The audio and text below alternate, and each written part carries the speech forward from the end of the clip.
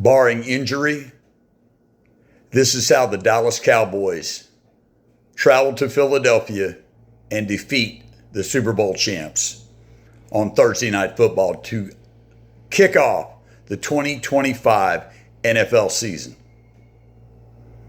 Johnny B. Cowboy here. Please like and subscribe. Giving Cowboys Nation and anybody else that dares to listen or cares to listen information and education. So, Dallas does not match up on either offensive or defensive lines. Our offensive line remains to be seen. We're going to find out whether or not Tyler Guyton starts. For the sake of this video, we're going to say he does. Hopefully he can last the whole game. He's coming back from that knee sprain. I do think our offensive line will tend to struggle with people like Reuben Carter and the like, Philadelphia, Jordan Davis.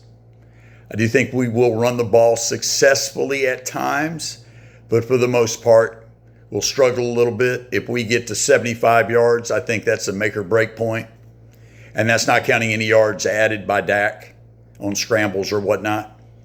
So I do think the running game is going to be, if we get to where we're running for 80, 85, 90, if we can pop 100 as a team, that's a very good sign. Not only that we got 100 yards rushing, but that we were able to control the clock somewhat, because on offense against our defense, they're superior as well overall. Now, where is the one point where Dallas can take advantage of Philadelphia, our one sticking point to keep from getting blowed out of this game and to keep from being showed up on national television? It's when we have the ball. I know there's a ton of Dak Prescott hate out there. I don't care. And you know what? He doesn't either. He's 9-4 against Philadelphia. Now, he's 3-3 where we play them up there. Now, I know that you're saying, Johnny B, that's a different year. The Eagles are now Super Bowl champions. Well, that was last year. They're Super Bowl champions last year, okay? They were 2-0 against Dallas last year. Dak didn't play. So we're going to see what happens this year. We have George Pickens. We have CD Lamb. Jalen Tolbert has matured, caught almost 50 passes last year for 7 touchdowns. Don't forget about Mr. Gadget, Kevontae Turpin. And don't forget about Jake Ferguson. Don't forget about Brevin Spanford down around the goal line or in short yard situations on catches where it's 3rd and 2 and they run a play action and we throw it to that big 6'7" guy. Don't forget about Schoonmaker. He may make a play or two. Dak Prescott, in order for us to win, must throw for over 300 yards and no more than 1 interception. So Dallas rushes for 92. They pass for 320, 412 yards. Those are good goals to hit. Moving over to the defensive side of the ball. This is where we struggle. However, Trayvon Diggs, good chance he plays. Deron Bland, we need him to play. We need one of those two guys to get at least 1 pick. We can get a pick out of somebody else too. That'd be great. Our defensive line, will Kenny Clark stabilize it? First game and everything. First time working together. We better hope so if we want to win. We need him to plug up that middle.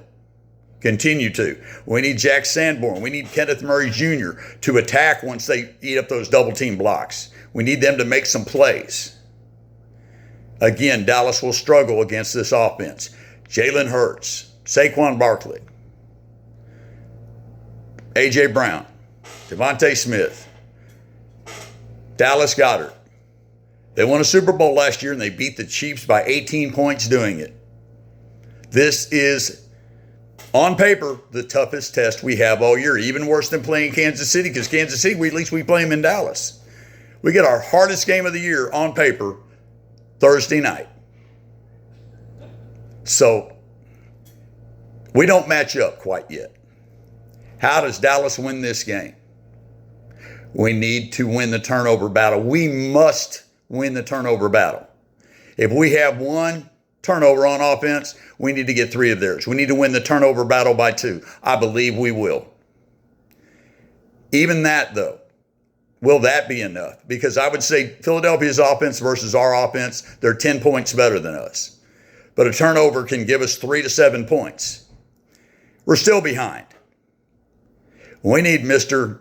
Cavante Turpin, Mr. Gadget, to take one of those punts or kicks back for a touchdown, or at least crossing the 30-yard line to give us an easier, shorter field to score a touchdown.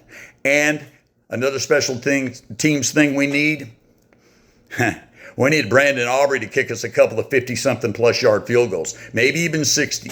At the end of the first half, say we're losing 14-3, 17-3. It could happen, but Dak gets us to Philadelphia's 46-yard line as time's running out at the end of the half. Well, he lines up for a 63 or 64-yarder, and he nails it. That's an extra 3 points that nobody's counting on. So instead of it being 14-3, it's 14-6. We have to have these things happen. And this is a Dallas Cowboy channel by a Dallas Cowboy fan for Dallas Cowboy fans, and we give fan-based, biased analysis here. Dallas wins this game and shocks the nation. Dak plays well, 2 touchdown passes, 0 picks. My final pick, Dallas 30, Philadelphia 27, and of course, it's in overtime with a 61-yarder by Brandon Aubrey. And Brian Schottenheimer starts his first NFL campaign as a head coach. 1-0. You heard it here first. Johnny B. Cowboy reminding you to love one another as Christ loved you. I'm out, guys. See you soon. Yeehaw!